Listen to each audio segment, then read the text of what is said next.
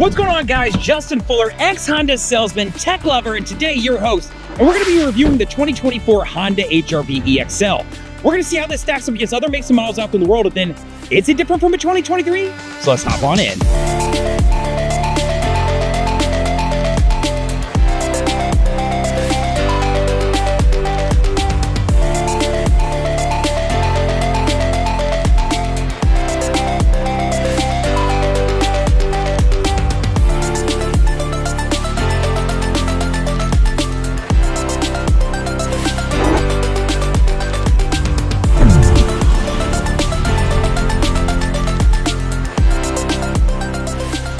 Alright guys, so before we get too deep into ground clearance and miles per gallon and foot space and cargo space and all these different things, I just want you to understand the basics to the Honda HRV.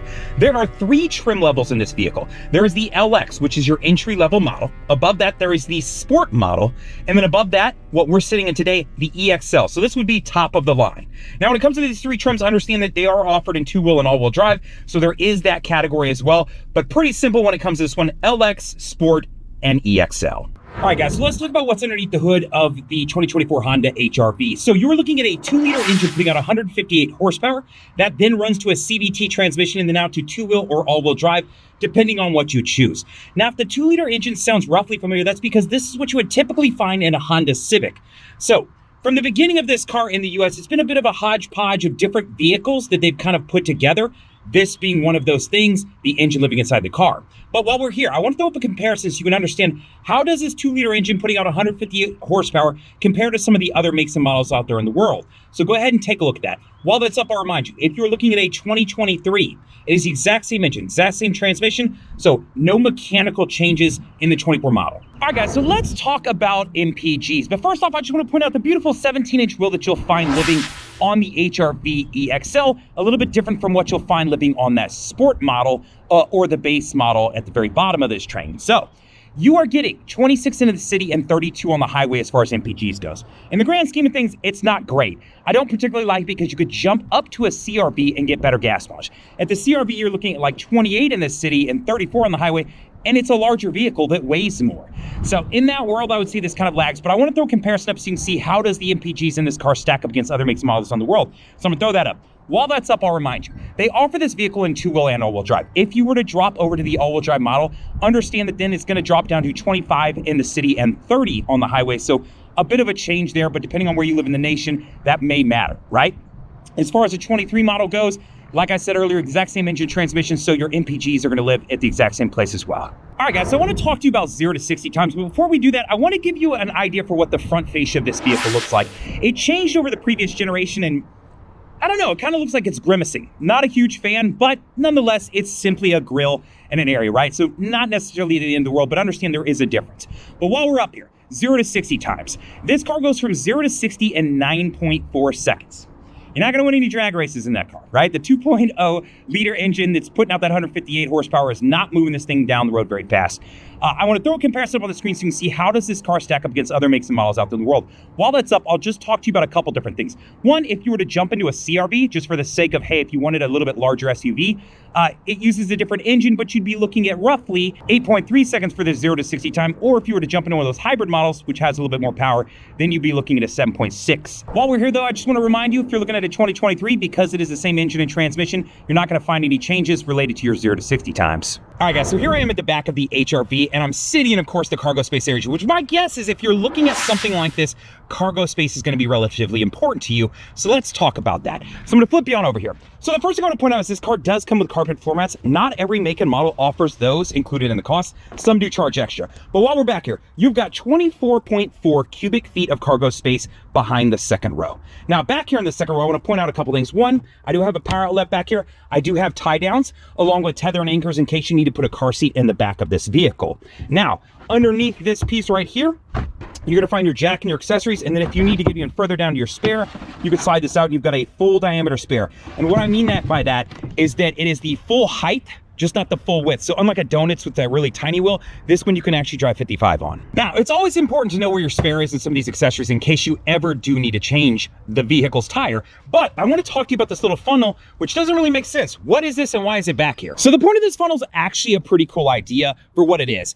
On your gas cap back here, First off, I'll point out this is connected to the door lock. So when you have the doors locked, this will be locked. And when you unlock them, it'll pop this open. So there's not like a plug that you pull anymore to get this open. Now back here, you'll notice there's no cap anymore, right? It's got a valve on it. So if you ever ran out of gas, you need a way to be able to hold that open to pour gas into it. And that's where this little guy comes in. All right, guys. So as I mentioned, there is 24.4 cubic feet of cargo space in the back end of this car. I want to throw a comparison up so you can understand how does that 24.4 compete with other makes and models out there in the world. While that's up, I'll remind you, in a 2023, it is the exact same dimensions. I think you're seeing a theme here as far as how a 2023 is different. It's really not, right? Now, after we've looked at that comparison as far as the 24.4, I want to throw down the second part. Now, when you flip this guy completely down, which let me get this past the seat there since it's pushed all the way back, you've got 55.1 cubic feet of cargo space in the back of this.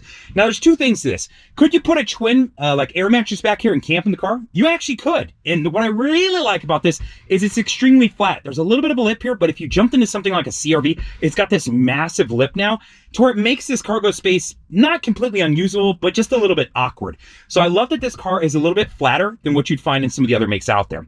But while we're here, I want to throw up a comparison to see how the 55.1 cubic feet of cargo space in this vehicle stacks up to other makes and models out in the world.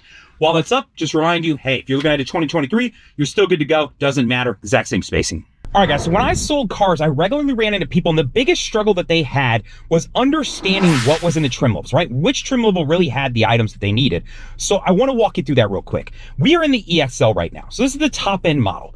But if you're thinking to yourself, do I need the top end model? I want to show you something. If you drop down to the Sport, one, how much money is that going to save you? But then two, what is the list of items that you're going to give up by dropping down to that Sport, right? So I want you to have an understanding for, hey, if I drop down a model, what does that look like? Now, secondarily, I'm going to take it even further. If you're in the EXL and you're going, man, I really need to save money. Do I need the bells? Do I need the whistles? I want to show you what it looks like if you go from the EXL, skip that Sport, and drop all the way down to the LX.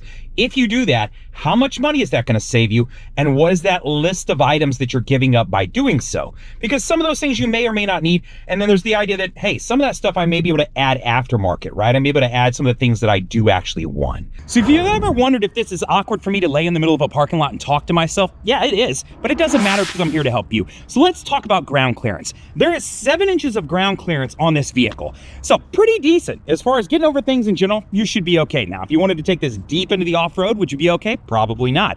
But I want you to understand how this thing stacks up to other makes and models out in the world. So I'm going to throw up a ground clearance comparison so that you can check that out. While that's up, I'll just remind you, if you're looking at a 2023, exact same amount of ground clearance, you'd be good to go. All right, guys, so let's talk about the second row of this vehicle. The first thing I want to point out is, of course, the materials. When you get into the EXL, you're going to find leather in that. That is going to be standard across all Hondas. Anytime it's an EXL model or above, it's typically going to be leather. But I want you to understand, if you drop down to the Sport, or if you decide to go down to the base model, what does that look like, right? Is it a combo of leather and cloth, or is it just cloth? What are those options that exist out there? Now, while that's up on the screen, I then want to talk to you about leg space. So you've got 37.7 inches of leg space in this. So I've got this seat a good amount back, and I can actually sit back here, and I've still got plenty of space for my legs. So as it comes to a 6 foot, 250 pound guy, you're good to sit back here. I've got the room to be able to do it comfortably. Now, would I put 3 people in the back of this thing? Absolutely not. I think it's 2 adults and maybe a child, or realistically, just 2 adults.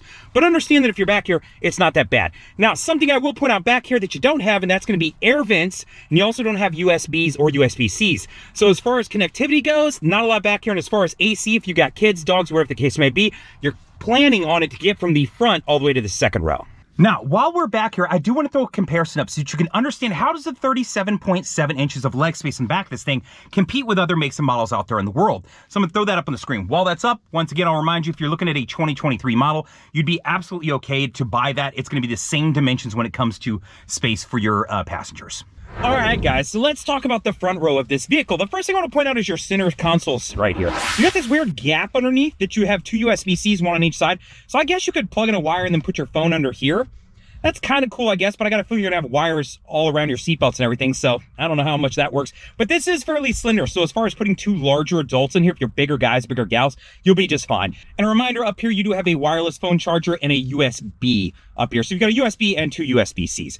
But while we're up here, I want to talk to you about seats. The first thing I want to let you know is that you have a powered seat on that side. It's a 10-way powered seat. So understand that depending on the trim level of this vehicle that you may pick, you may or may not have a powered seat. So I'm going to throw something up on the screen so you can understand what that looks like. While we're up here again, I'll just point out, of course, you do have leather on your center console, leather on your seats, leather on your shifter, and leather on your steering wheel. Now, as far as leg space goes, you got 41.9 inches of leg space up here. Let me push this all the way back so you can see what this looks like. With the seat all the way back, I've got a lot of space. With it where it was a second ago when I was sitting in the back, that's right here, I still got space. It's actually more space than you would find in a Honda CRV slightly. So it is pretty legit space-wise as far as that goes up in the front of this vehicle. All right, guys, so let's talk about touchscreens and audio systems, because I want you to understand that depending on the trim level of the vehicle that you pick, you may be in a 7-inch touchscreen or a 9-inch touchscreen, or you may have 180 watts going to 4 speakers or 6 speakers or 8 speakers. So I'm gonna throw something up on the screen so you can understand by trim level, what am I getting when it comes to audio and the touchscreen. Now, while that's up, I'll just remind you, if you do wanna crank this up, as far as getting audio goes, it's pretty decent. You know, let's jump over to a station here. Will it get loud? Yeah, to get loud enough. It's a lot of treble though, a lot of mids. You're not gonna get a ton of bass. You might wanna throw some subs or something in the car. All right, guys, so let's talk about the 9-inch touchscreen that lives inside of the EXL trim level. So I wanna walk you through some basics. Now, I will remind you that if you are on the 7-inch touchscreen, the layout is gonna be a little bit different. And I'll point out where that comes into play, but I want you to understand a little bit different as far as some of the things that you're gonna see. The first off I like is that they've got a home button, they've got a volume button, and a back button, right? So if you quickly wanna reach up and be able to touch something, they've left you some key buttons here, but all these buttons down here that you're seeing are actually on the touchscreen, right? So understand it's not a hard button that you're gonna be pressing. Now, up here, as far as the things that you have, I'll briefly touch on it. You've got FM, you've got AM, you've got Bluetooth audio in case you want to stream off of a device, right? You got Android Auto or Apple CarPlay. The car does come with 90 days of Sirius XM satellite radio. You can jump over to tripometers, right? I'm viewing it here, but I could see it over here in the dash if I wanted to, right? When I'm driving, kind of where you'd normally look, you've got a trip A and a trip B. So a lot of the normal things. A USB, if you wanted to store music to a USB and plug it in and be able to listen to that music off it, you absolutely can do that. Kind of cool in case you happen to live or travel areas where you don't always have service to either take advantage of the radio or maybe Apple CarPlay or Android Auto. Right? General settings. This is where I get to like the equalizer, dimming the screen, smartphone connections if you want to add something, that sort of thing, right? So these are the very basics. Now, next to that is where you're going to find vehicle settings. Now, in some of the other trim levels, you're not going to find it here. It's going to be over off the steering wheel. So just understand, depending on what trim level, you may not see this. Vehicle settings is where I'm going to be able to get to things like smart key entry, keyless access setup, things of that nature, if I want to play with these things, right? If I want to set it to where when I unlock a door, it unlocks all the doors versus just the driver's door, right? Or if I want to turn lockout prevention on to where I can't lock my keys in my car, or if I want to turn remote start off, I can absolutely do that from here, right? So there's some cool features inside of the vehicle settings that live here. Door and window, right? If I want to set it up to where when I touch the door handle, it'll unlock all of the doors, you can do that because this car, this trim level, has smart key entry. Walkway auto lock, always recommend turning this one on. If you turn that on when you get outside of the car, you get 10 feet from it. If you have the keys with you, it'll automatically lock the door. So in case you forget, you walk into the grocery store, lifesaver. I don't know how many times I've left my laptop in the front and been like, oh my God, I don't know if I locked the doors, right? It happens. So this is the touchscreen. Now, you've got AM, right? System updates are done via Wi-Fi. Honda Link, if you're not familiar with Honda Link, for this vehicle, there's really just one basic setting. When you connect to the phone, it'll prompt you. In the event that you get in an accident, the airbags deploy, Honda can call you. If you don't answer, they can call 911 and locate, color, make, model, and last location of your vehicle. It's 100% free. Take advantage of it. Clock and wallpaper, you can customize this and do some different things. Nothing too special, but just know that you have it if you want to clean this up when you're doing. And you do have a compass. Smart shortcut is just, it uses an algorithm of things that you pick often, and it will create that button. So much how your phone will do that a lot of time and create a button where it'll change to something you're using constantly. That's what happens here as well in the display mode. Now, when you get in here, understand if you ever want to rearrange this or remove buttons or change these bottom ones, all you've got to do is press and hold on one button. When you do that, it'll pull up like the guide, right, on how to do that. And then from there, you can start moving stuff around. So if I really want this to be up here, or if I never use FM, I could drag it off the screen and put it somewhere else, right? All of these different things. Or if you want to rearrange the bottom area, you can. And once you've got it how you see you want, just press that, right? Now, the second part of this is Android Auto and Apple CarPlay. I'll just jump into this quickly. First off, I'll just remind you once again, it is a wireless setup. I really do like that. All of them should be at this point, but not every trim level is. While that's up, I'll just throw something on the screen so you can see which ones have wireless CarPlay and which ones don't. Now, in here, Couple cool things that I'll just point out really quickly. One, it can pull your phone's background. So much I can see my dog on my background is now currently living here as well. They used to have like 10 generic backgrounds that you could pick. So kind of cool that they're doing this. Now you'll notice here that I have some quick setups, right? For the gas station, Starbucks, Whataburger. I've done these in past just to show you. If I jump into this, it'll fill in the prompt for me, pull up my maps and direct me to the nearest gas station. By car in light traffic. Super simple to set up. You can also set it up to where if you call somebody regularly, I'll jump back in, like, so if I press this, it would call my Google phone number, right? If you ever need to call me or text me, you want to ask a question about something, know that you can reach me. I always leave that number in the description of the videos. But if you call somebody regularly, you can press that and it'll automatically dial them and start the call, right? So kind of nice to have these shortcuts. If you ever want to set these up, not super hard to do. I'll show you in a minute. We'll go to customize, but while we're here, just in settings, there's some different things that you can do here that are really cool too. If you come down here, you may want to change the layout. And what that does is if I want my media to be closer to me, right? When I change that now, when I flip back here, media is here, maps over here versus vice versa. So know that you can do that as well. So there's some different things that you can play with. But as far as setting that up, if I go to customize, it's gonna launch my app launcher, right? And this is gonna look the same for Apple users, but I am a Google user, I know, right? So when this pulls up, two things. First off, if I want to set a custom action, right? Add a shortcut to launcher, right? I click on that. Once you've clicked on that, it'll then prompt you, do you want to call a contact, right? What I mentioned earlier about calling me, or an assistant action. If it's call a contact, you simply just touch that, go find the person you want, select them and add them. Very easy to do. If you want to do the alternate, right? You would come in here and say, okay, I want to select this, which let me select the button, there we go, and go to assistant action. When I do assistant action, I then need to put in the command. So the command may be, let's do voice command here, directions to the nearest library. Shout out to your local public library. You'd be surprised what you can check out there, video games, movies, all kinds of different things. And then I've got to label it, right? So I want to label library, which let's see if I can spell that right. All right, now at that point I can then test the man, or I can create a shortcut. Once you created it, it'll drop it at the very bottom, and then I'm probably gonna have to drag it way up here, right? Reminder, while I'm here, I can rearrange everything. So I'm gonna put Starbucks, and then I'm gonna put Spotify. I'm gonna move some stuff around just so you can see it, right? And then I'm gonna put Whataburger next and just make some stuff here. Now, if I want this to take place though, I do have to disconnect and then reconnect up to the car. So if you want that to take place, let's do that. All right, guys, so I turned the car off and turned it back on, so I'm gonna jump back into Android Auto. Now, when I get back in here, now it has rearranged these things up here for me. So you're gonna notice that library is now living on the screen where I put it, Whataburger, Starbucks, so some of those things that I moved around are now in the places that I've placed them, right? So a lot of cool tips and tricks, different things that you can do. Just understand that you can play with this. There's a lot of ways you can customize it, and then on this 9-inch touchscreen, it actually looks pretty good. All right, guys, so we made it to the end of the video, and I want to really quickly revisit all those different comparisons we did. So if you missed something, you scrubbed through, you got up to get some food, you pet your cat, whatever the case may be, let's get you taken care of. So at the front of this car, you've got a 2-liter engine putting out 158 horsepower, running out to a CVT transmission, then to 2-wheel or all-wheel drive. I'm going to throw a comparison up so you can see how does the 158 horsepower in this vehicle stack up to other makes and models out there in the world. While it's up, a reminder, if you're in a 2023, not going to matter, the exact same engine and transmission setup. Now, let's talk about MPGs. This car gets 26 in the city and 32 on the highway. It's not incredibly great. You could jump up to the CRV and get 28 and like 34 if you wanted to, or jump up to a hybrid and get something crazy. But I want you to understand how this car stacks up against other makes and models out there in the world, so I'm gonna throw up that comparison. While that's up, I'll just remind you, if you're in an all-wheel drive model, understand it is gonna be a little bit different. It's 25 in the city and I think 30 on the highway. Now, let's talk about 0 to 60 times. This car goes from 0 to 60 in 9.4 seconds. That is blazingly okay-ish. So let's do comparisons to see how does this car stack up against other makes and models out there in the world. While it's up, I'll remind you, if you're in a 2023, all these things I mentioned so far, the exact same. Now, when it comes to the front row of this vehicle, you've got 41.9 inches of leg space. That's where this gets kind of nice. The 41.9 is actually very usable. It's actually even bigger than the CRV, its big brother.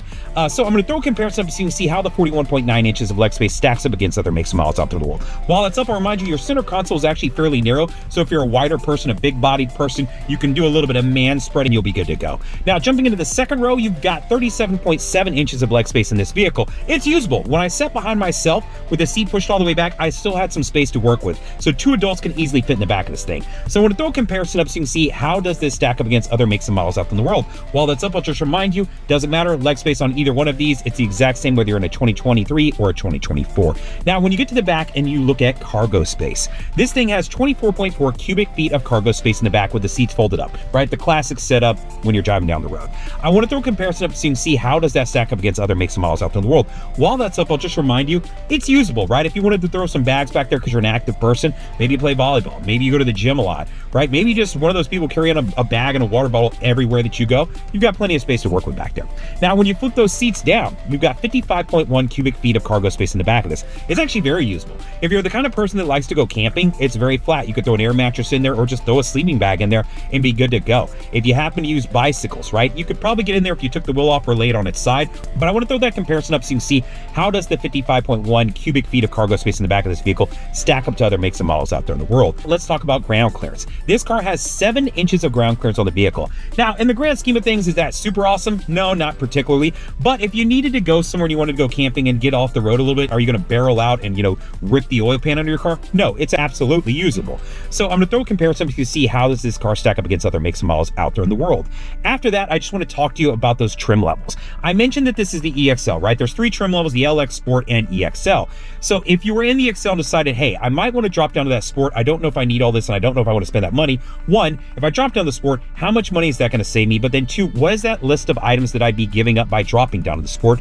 And then 2, if I go all the way down to the LX, the base model, how much money is it going to save me? And then what is that list of items am I giving up if I do that? Lastly, I just want to ask for a couple favors. 1, I hope you'll press the like button because you like the way I present the content. 2, I hope that you'll leave a comment. If you've got questions, comments, concerns, you feel like I missed something or you wish I'd add something, please do let me know. 3, I hope you'll subscribe to the channel so when I produce videos like this, you'll get them. And then 4, I hope that you'll share the video. If you've got some friends who are looking for a small SUV, pretty good content, or if you're shopping yourself, I hope that you'll share this with others to let them know I'm out there doing a pretty damn good job. So, like, comment, subscribe, all the things. Later, guys!